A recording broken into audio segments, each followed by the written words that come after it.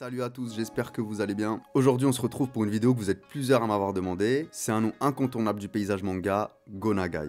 Et de toute façon, il était sur ma liste. Je pense que ces deux œuvres que vous connaissez le plus, c'est Devilman et Mazinger Z qui a donné Goldorak. Mais il a pas fait que ça, il a été ultra prolifique, il a aussi inventé des nouveaux genres et il a contribué à l'essor du manga à l'international.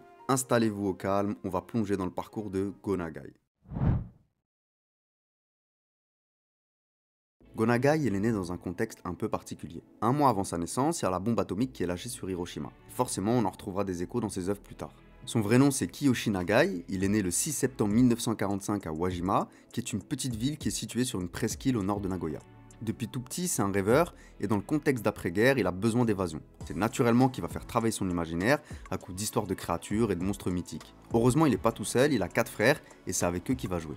Le déclic pour le manga, il va l'avoir à l'âge de 4 ans, quand il y a un de ses frères qui lui fait découvrir Lost World d'Osamu Tezuka. Dans cette histoire, des scientifiques découvrent une planète qui apparaît dans notre système solaire. Il y a un groupe qui va vouloir explorer la planète et un autre qui veut exploiter ses ressources. Une fois sur place, ils découvrent un monde dans lequel des créatures de toutes sortes et des humanoïdes cohabitent. Go Nagai, ce récit, ça va le marquer profondément.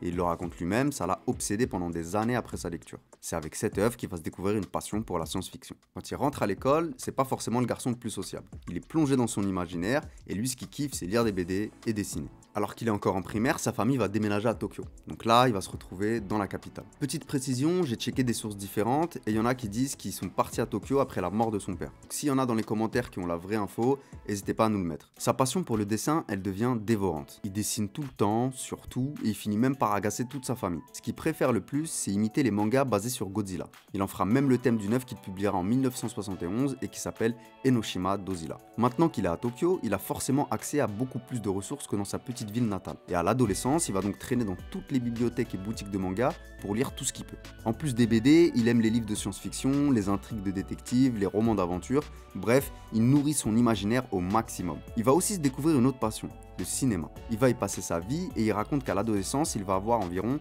150 films par an. Parmi ses grandes influences de cette période, il cite des œuvres comme Ushu Daisenso, un film de science-fiction qui se déroule dans l'espace et qui date de 1959 avec des super effets spéciaux comme vous pouvez le voir. Et dans un autre registre, il cite Les 7 samouraïs, un film d'Akira Kurosawa qui est une histoire de samouraï dans le Japon médiéval. Avec toutes ces références en tête, Go Nagai va enrichir son imaginaire, apprendre à raconter des histoires et structurer un récit. Au collège, c'est pas vraiment un élève modèle. Lui, ce qu'il aime, c'est dessiner et écrire des histoires. Sa famille et ses profs, ils sont désespérés parce que le petit Go, il a quand même des vraies capacités et quand il veut, il a des bonnes notes. Mais lui, il s'en fout, il veut se consacrer à sa passion. Dans cette période-là, il va découvrir plein d'auteurs qui vont l'inspirer. De base, c'est déjà un fan d'Osamu Tezuka, mais aussi de Shotaro Ishinomori, et je reviendrai sur lui juste après.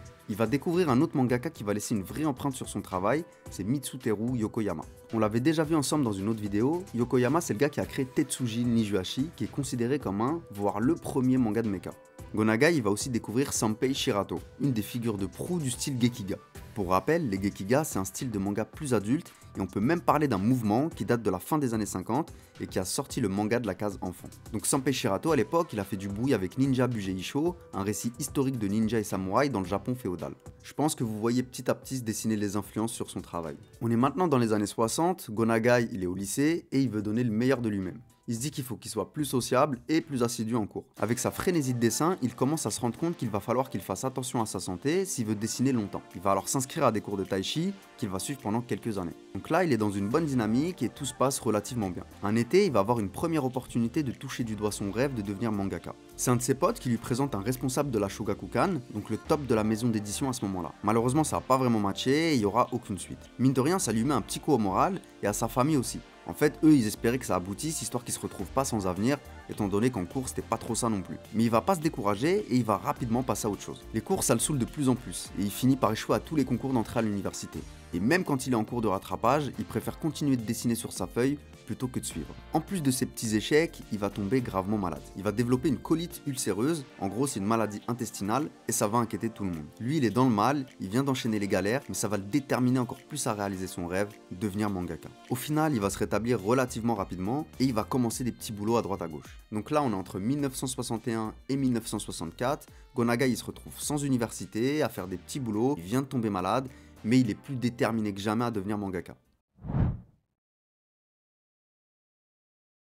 Vous commencez un petit peu à capter le personnage, mais c'est un gars super obstiné. Quand il était en convalescence après sa maladie, il a continué à dessiner. Et c'est à ce moment-là qu'il a développé une histoire qui va même influencer le box-office américain plus tard. Cette œuvre, il va l'appeler Kurono Shishi, qui en français veut dire le lion noir. C'est une histoire de samouraï et de ninja dans laquelle on retrouve de la science-fiction. En gros, ça se passe dans le Japon féodal.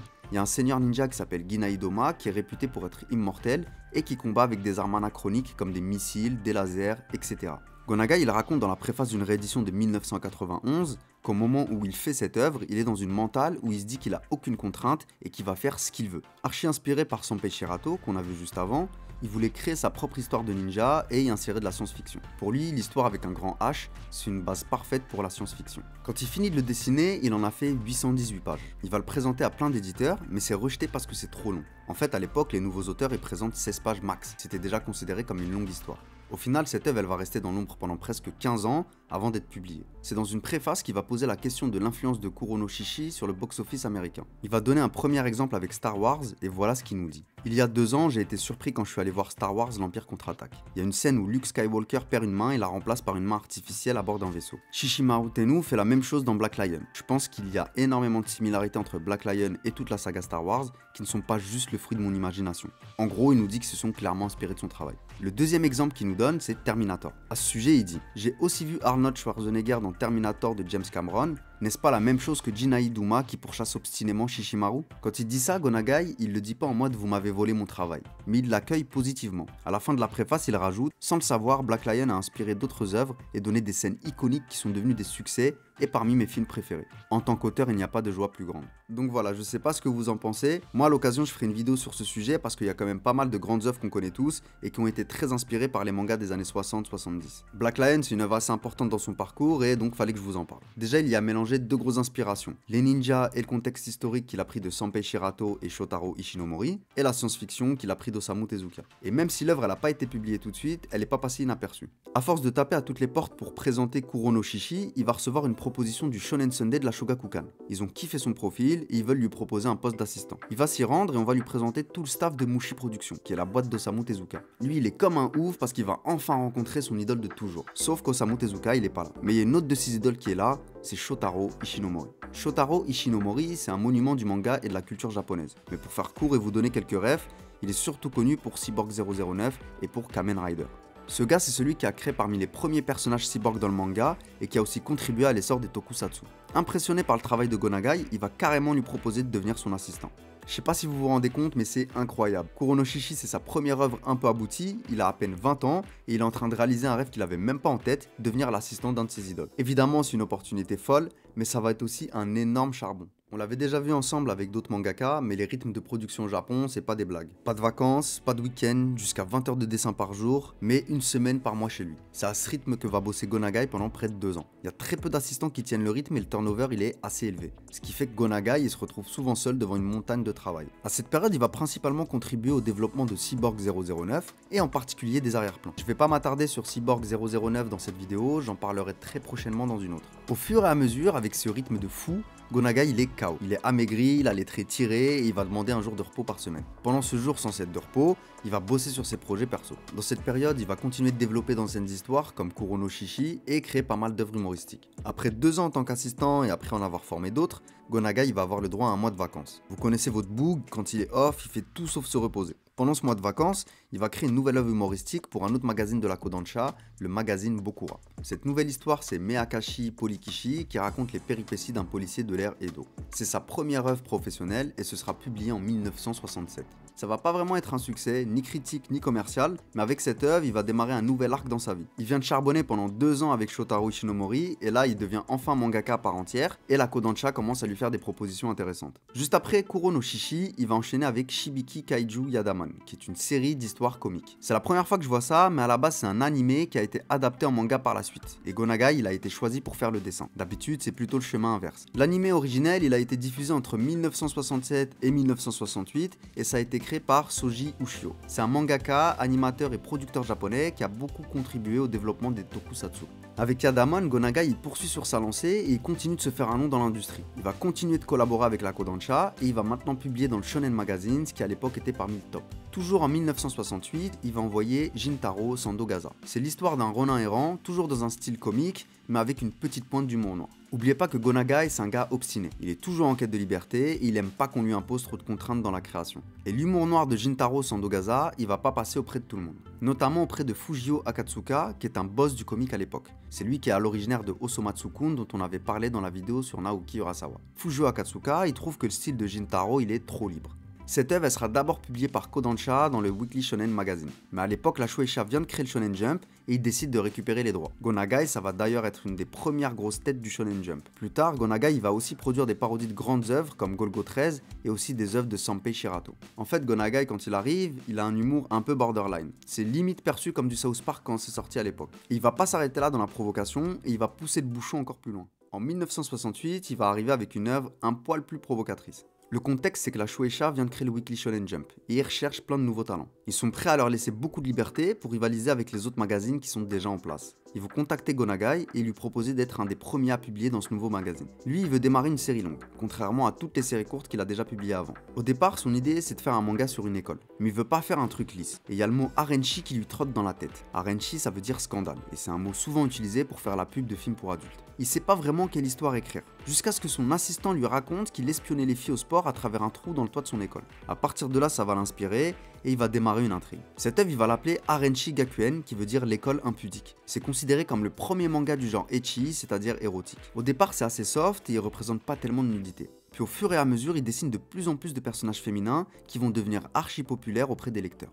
À tel point que même son éditeur va lui demander d'être encore plus cru, ce qui va régaler Gonagai. Le manga c'est un succès immédiat et les lecteurs ils en redemandent. Sauf qu'on parle d'un public assez jeune en réalité, et donc ça va poser des problèmes. Notamment à l'association des parents et des professeurs qui organisera régulièrement des commissions de censure. Sauf que les lecteurs ils kiffent tellement qu'ils vont mettre la pression à la Shueisha pour qu'ils continuent de publier Arenshi Gakuen. Et ce sera gagnant. Arenshi devient le premier gros succès de Gonagai et permet au Shonen Jump de se vendre à plus d'1 million d'exemplaires.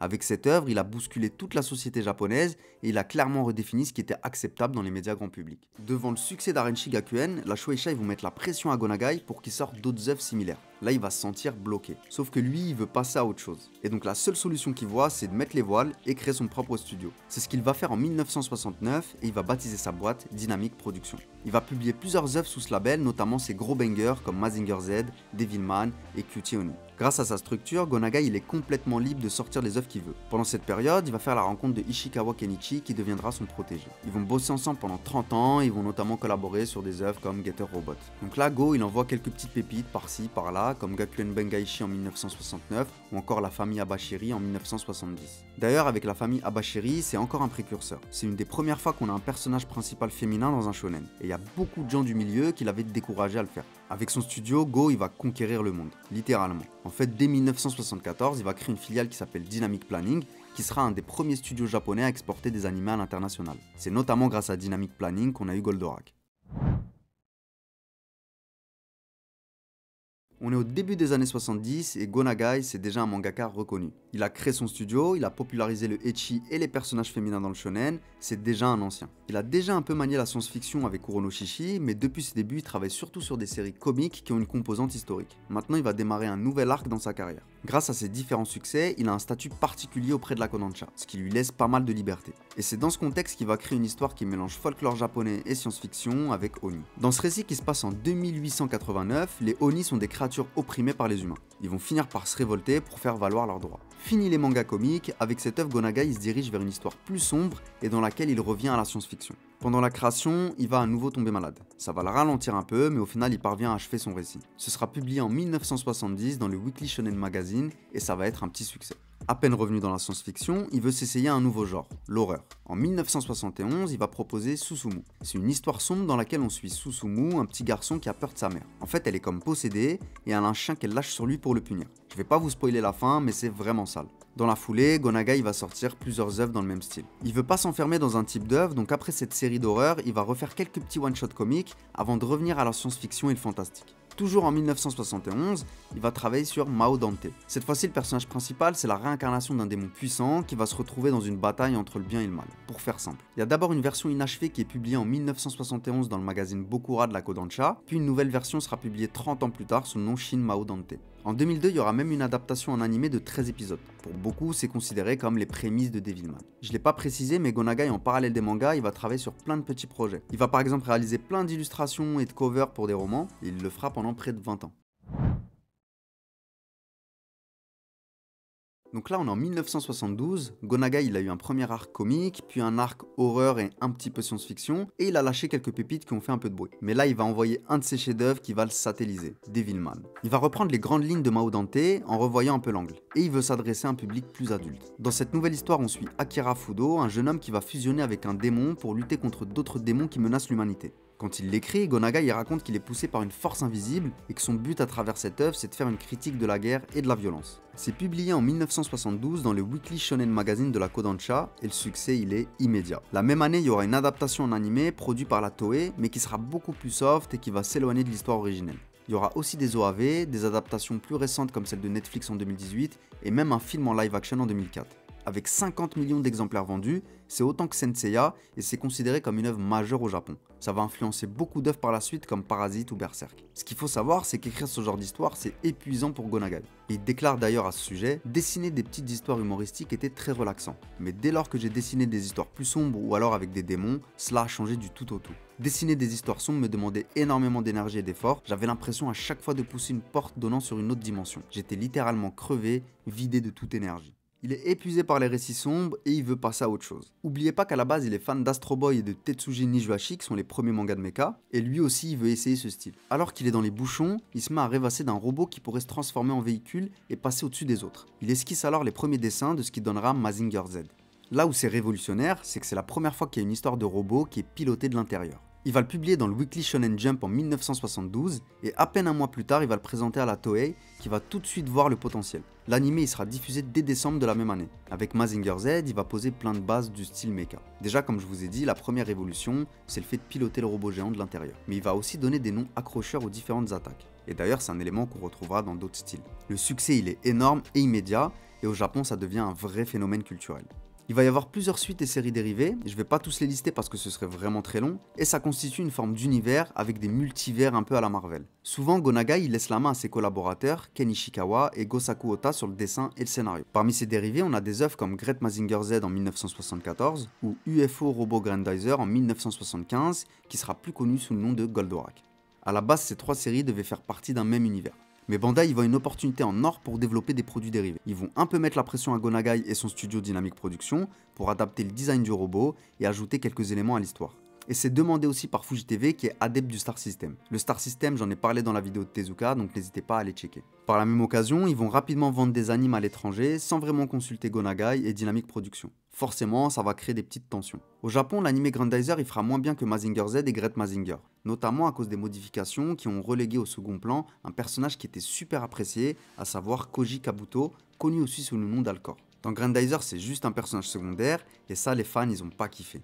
Par contre, à l'étranger, ça va être un énorme carton. D'abord en Espagne et en France, puis dans le reste de l'Europe et même au Moyen-Orient. Et clairement, ça a participé largement à la popularisation du manga à l'international. Mazinger Z, c'est pas sa seule œuvre de type mecha, il avait sorti aussi Kishin et Getter Robot, mais je vous laisse checker parce qu'il a sorti vraiment trop de choses. Avec Mazinger Z, Go Nagai, il a tout gagné. Il a sorti une œuvre archi populaire, qui a un énorme potentiel merchandising et qui en plus s'exporte super bien à l'étranger. Et en plus de tout ça, il va poser des bases du genre mecha qui vont influencer des grosses œuvres comme Evangelion ou Gundam. Étant donné qu'il a une grosse équipe derrière lui, il va pas mal déléguer sur Mazinger Z pour pouvoir créer de nouvelles œuvres. Il est en braise, il veut passer à autre chose et laisser parler son imagination. Dès 1973, il va enchaîner avec une nouvelle histoire dans un registre différent, Violence Jack. Ça se passe dans un monde post-apocalyptique où l'humanité est en mode loi du plus fort pour survivre. On suit Jack, une espèce de brute sauvage mais qui se range toujours du côté des plus faibles. Comme son nom l'indique, le manga c'est une boucherie, à tel point que les éditeurs ils flippent déjà d'être censurés avant même la sortie. Violence Jack, c'est une sorte de multivers de Devilman, dans lequel Jack ce serait la réincarnation de Akira et que plusieurs antagonistes sont aussi présents mais sous une forme différente. C'est un des mangas les plus longs et les plus aboutis de Go Nagai, Et même si le succès il est relatif, il est salué par les adeptes du genre. Il va étaler la création sur plus de 30 ans et tout réunir en 45 volumes après 2008. C'est aujourd'hui considéré comme une de ses œuvres majeures et d'ailleurs c'est clairement une inspiration de Mad Max et d'Hokuto no Ken. On enchaîne avec ses œuvres majeures et on va maintenant parler de Cutie Honey. Honey Kisaragi, c'est une lycéenne androïde créée par le professeur Kisaragi. Il y a une organisation sombre qui s'appelle Panther Claw qui va s'en prendre au professeur. A partir de là, Honey elle va les traquer et elle va découvrir qu'elle a des pouvoirs, notamment celui de se transformer en Cutie Honey, une guerrière surpuissante. Avec ce manga, Go Nagai il introduit carrément un nouveau genre, le Magical Girl. Le Magical Girl, c'est des œuvres comme Sailor Moon ou Sakura par exemple. Le concept de l'héroïne capable de se transformer, ça avait jamais été fait avant. Go Nagai, on reconnaît direct sa patte, notamment avec cet aspect toujours un peu érotique. Ça va être publié par la Akita Shoten en 1973 et il y aura un animé la même année. Donc là on est en 1974 et au cours des 3 dernières années, Go Nagai il a envoyé Devilman, Mazinger Z et Cutie Honey, qui sont tous les 3 des pionniers de leur genre et en plus qui ont eu un succès énorme. À peine 30 ans, c'est déjà un GOAT ultime. Il gère plusieurs séries en parallèle et il envoie un nombre incalculable de one-shots et de séries dans plein de genres différents. C'est un monstre de productivité. Même s'il est reconnu et qu'il a déjà beaucoup accompli, il va continuer d'innover. En 1979, il va publier Susanoo, qui est une histoire qui mélange mythologie, science-fiction et violence. Susanoo, c'est le nom du dieu des tempêtes dans le shintoïsme, et en fait la mythologie japonaise, elle sert de base à son récit. À côté de ça, il y a des scènes super trash, et il ajoute à tout ça des éléments de science-fiction. Avec cette œuvre, il va remporter le prix Kodansha dans la catégorie shonen en 1980. La même année, il va être concepteur de personnages pour Bomber X, qui est une série de science-fiction faite avec des marionnettes. Il écrit aussi les paroles de l'opening de Magic Tickle, une série Magical Girl diffusée en 1978. Et pour compléter ses skills, il va réaliser des programmes comme Go Nagai Scary Zone en 1989. Et c'est un peu chelou, c'est des espèces de courts-métrages d'horreur, un peu érotiques, et cette fois-ci c'est de la prise de vue réelle. Avec toutes ses contributions à la science-fiction, en 1978, Go Nagai va intégrer le cercle japonais des auteurs de science-fiction, la SFWJ. Ce sera le deuxième dessinateur à y accéder après Osamu Tezuka. Ultime honneur, il en deviendra le président de 1996 à 1999. C'est une énorme reconnaissance pour lui. Passionné de cinéma, il va avoir l'opportunité de devenir membre du jury du festival du film fantastique d'Avoriaz en 1988. C'est l'année où concouraient par exemple Robocop ou Hellraiser. Le statut de jury à cet événement, c'est un vrai accomplissement pour un auteur de science-fiction, et il en est super reconnaissant. En 2005, il devient aussi professeur de character design à l'université d'Osaka. Ça va être pour lui l'occasion de partager et de transmettre sa passion du manga et de l'animation. 4 ans plus tard, en 2009, il sera même nommé membre du jury du prix Tezuka. Avec cet accomplissement, la boucle est bouclée, lui qui était fan suprême d'Osamu Tezuka depuis enfant. Cette reconnaissance, il va aussi l'avoir à l'étranger. La vague Goldorak, elle arrive en Europe à partir de 1978 et elle va vite se propager dans le reste du monde. Et il va recevoir plusieurs distinctions prestigieuses, comme par exemple quand il est fait chevalier de l'ordre des arts et des lettres en 2017. Depuis les années 90, Go Nagai il a énormément ralenti le rythme. Il gère ses différentes franchises et il sort de temps en temps de nouveaux mangas qui sont parfois des spin-offs d'anciennes œuvres. On peut citer par exemple The Bird en 1994 ou encore Lady Devilman qui date de 1997. Évidemment, j'ai pas parlé de toutes ses œuvres, il y en a tellement, je pense que même lui pourrait pas les citer, donc je vais m'arrêter là. Go Nagai, c'est un immense mangaka qui a créé des nouveaux genres, qui a popularisé le manga à l'international et qui a influencé énormément de mangaka après lui. C'est le pionnier du ecchi, du mecha et de l'horreur. C'est aussi un vrai businessman qui a su saisir les opportunités quand elles se présentaient et il en a fait un empire. Un dernier mot qui le qualifie assez bien, c'est liberté. Il a cassé les codes et tenté plein de nouveaux trucs à une époque où c'était figé et il s'est toujours laissé beaucoup de liberté dans son travail. Et rien que pour ça, grand respect. Voilà, j'espère que vous avez kiffé la vidéo. Pensez à activer la cloche, à liker si c'est pas déjà fait et n'hésitez pas à me dire ce que vous en pensez dans les commentaires. Et sur ce, je vous dis à la prochaine.